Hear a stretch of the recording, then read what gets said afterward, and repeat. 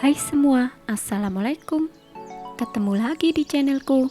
Di video sebelumnya aku udah bagiin resep nasi kuning.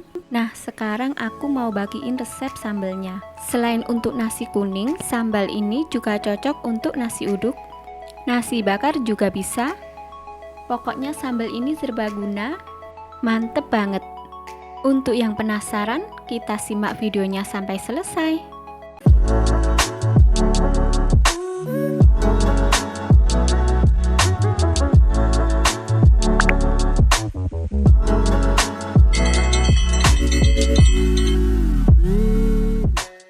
Untuk bahannya ada 10 buah cabai rawit, 5 buah cabai merah, 1 buah tomat, 5 siung bawang merah, 2 siung bawang putih, setengah sendok teh garam dan setengah sendok teh kaldu jamur, dan setengah sendok teh terasi.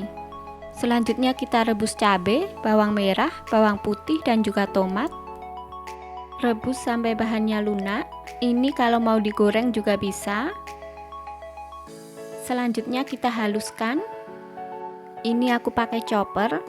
Kalau mau diulek juga bisa. Tambahkan 1 sendok makan minyak goreng.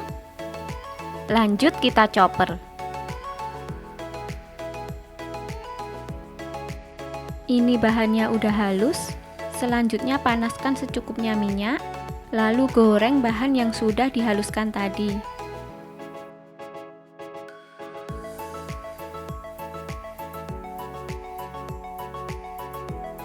Jangan lupa tambahkan terasi, garam, dan juga kaldu jamur.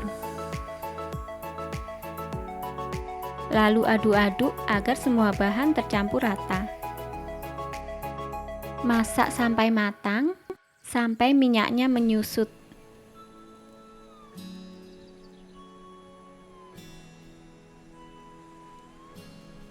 Nah, ini udah jadi ya sambalnya.